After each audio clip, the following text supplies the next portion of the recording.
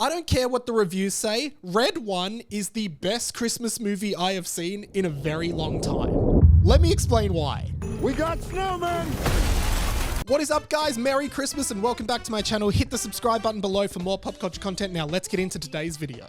Okay, it is Christmas time, one of my favorite times of year. So I have been watching a bunch of Christmas movies with my partner. We like to kind of end the day by just sitting on the couch and watching some Christmas related content. I think we can all agree there is something so cozy about watching Christmas movies, particularly like those 90s Christmas movies that I grew up with personally. I'm talking movies like Home Alone, Home Alone 2, Love Actually, the entire Santa Claus trilogy, and I'm sure there's heaps of others that I just can't think about right now.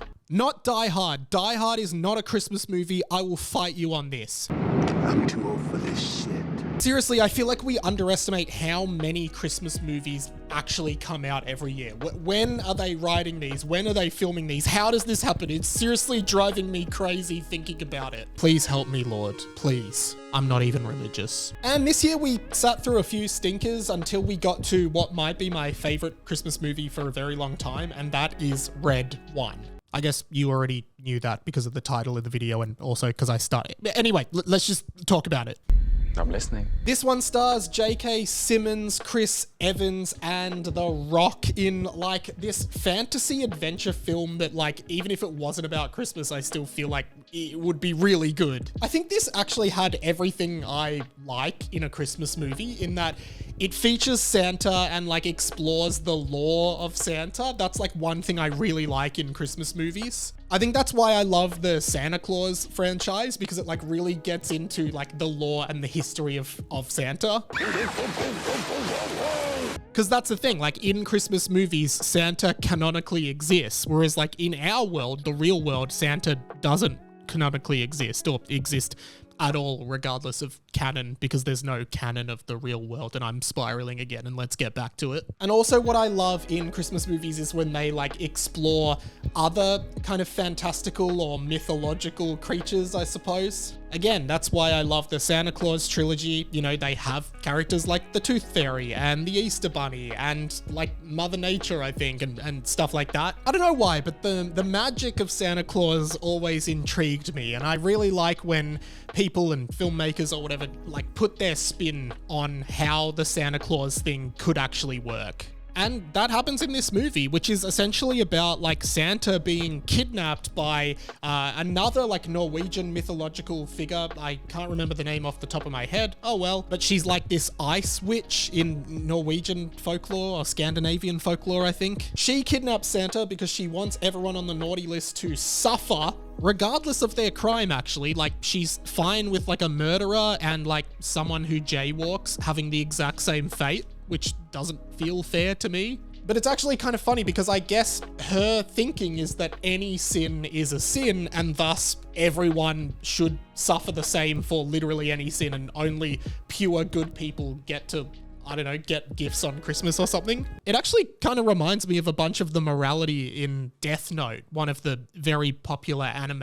It's very similar to Death Note. This is an outrage. Taking advantage of this situation is unforgivable. I will find whoever is responsible for this. Anyway, The Rock is like Santa's head security person, and he teams up with Chris Evans, who's this selfish kind of hacker guy who can track people really easily, and they figure out where Santa is and go through a bunch of adventures and journeys in mythological worlds to go and find him. There's also a subplot with Chris Evans and his teenage son where he learns how to be a better father through the process. Why are there so many Christmas movies about dads learning to be better fathers? What's with that? You know, that's just something. Jingle All the Way. That's one. Anyway. What you guys are, nothing but a bunch of sleazy con men in red suits.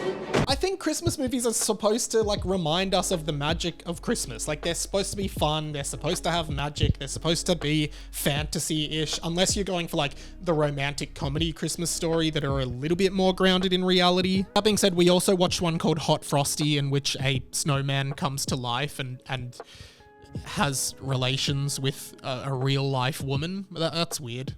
What the hell was that? But I thought Red 1 had everything. It had action, it had adventure, it had fantasy, it had like comedy. It was really well performed, really well written. I think it was a really good movie. Cool.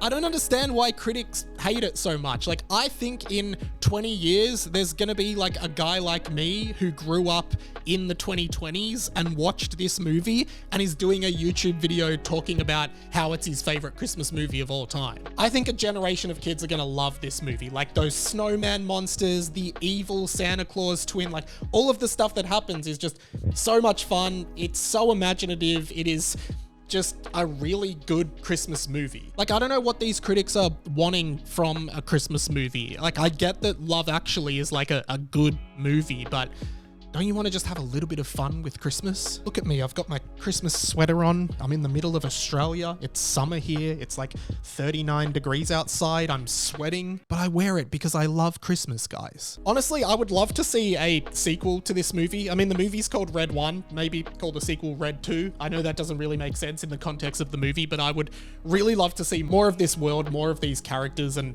I really enjoyed Red 1. Whew, thank you so much for watching, guys. Make sure you subscribe to my channel for more pop culture movie videos like this, all on my channel. I would love to have you guys a subscriber as I make my way to 10K in 2025. I am all over the internet doing dumb stuff that I think is cool. I do a blog on pop culture, mental health, and being a millennial and how those three things intersect, sometimes talking about the lessons that we can learn from pop culture and just my musings of being a 90s kid in a modern world. Plus, you can follow me on Instagram for more content there and just sort of find me on the internet. I'm Radio Mike, like you'll find me somewhere. I do just want to say thanks to everyone who supported my channel in 2024. I can't wait to keep making videos in 2025, so thanks so much for your support. My name's been Radio Mike. This has been The Inside of My Mind, and I will catch you later. Fa la la la la, la la la la.